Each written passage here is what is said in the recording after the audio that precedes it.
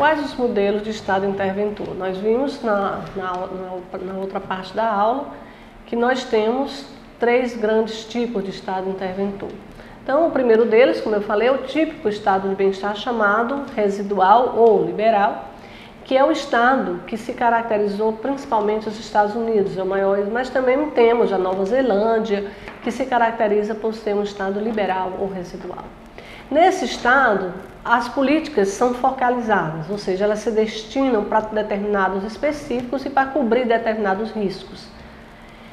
Ela só existe assistência para os que são comprovadamente pobres, ou para aqueles que não têm como, resolver suas carências via outros mecanismos assistenciais, como família ou grupos de alta ajuda. Então o Estado só age, por isso que é residual, quando não há como ser socorrido por outros meios.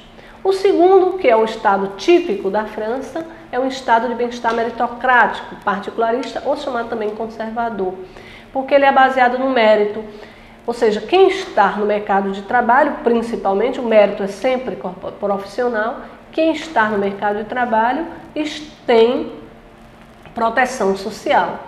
É um Estado conservador por quê? Porque ele se baseia muito na ideia da família tradicional, desestimulando inclusive a assistência da mulher que trabalha fora.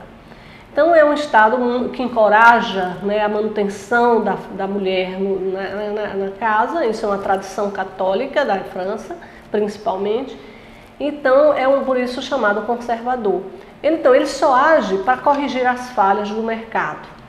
Ele não age para atender qualquer grupo, mas apenas para corrigir eventuais falhas do mercado.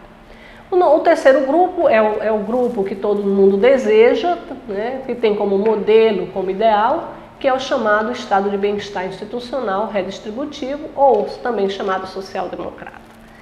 É o Estado que assegura a todos as prestações relativas ao bem-estar e também de forma de um alto padrão de qualidade e de forma universal. Quer dizer, todos os benefícios e serviços são universalizantes.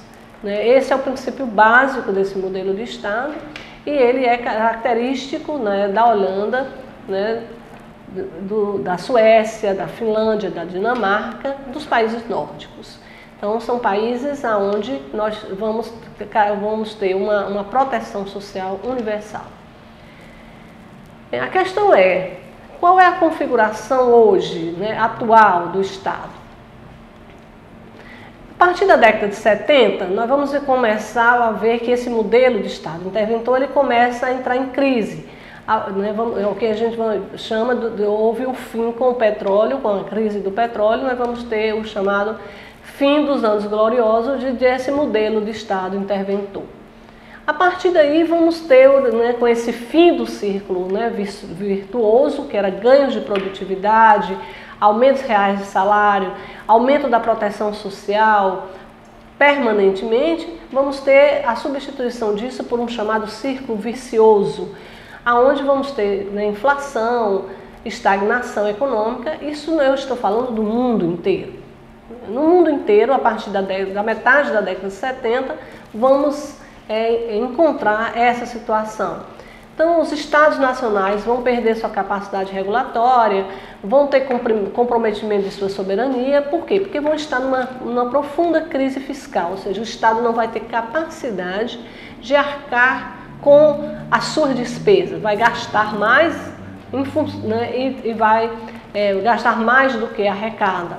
Então, isso vai comprometer a sua capacidade de governar e a capacidade da sua governabilidade. E isso vai demandar reformas. No início, as reformas eram reformas fiscais, depois se viu que as reformas fiscais eram insuficientes para resolver o grave problema que viviam as sociedades contemporâneas. Então, vamos ter um tempo de reformas, e as reformas passaram, a partir da década de 90, a ser reformas do Estado. As reformas do Estado, né? Até hoje é um processo inacabado, porque o mundo se vê diante de um dilema. Que modelo de Estado é capaz de implementar políticas econômicas, oferecer serviços sociais e manter a ordem política? Ou seja, que modelo de Estado é capaz de dar conta de tudo que o Estado liberal fazia e tudo que o Estado de bem-estar fazia? Que modelo de Estado? As tentativas foram as mais diversas, né? Como fazer que o Estado cumpra todas as suas funções? São essas as perguntas que o mundo se depara. Algumas medidas foram adotadas, como a reforma fiscal nos anos 80, característico dos anos 80, e a reforma do Estado e da administração pública, tentando tornar o Estado mais eficiente, menos perdulário, fazer com que o Estado gastasse melhor a partir dos anos 90. Essa foi uma agenda influenciada muito pelo Banco Mundial, que praticamente definiu os temas a serem abordados, né, nessas reformas, né?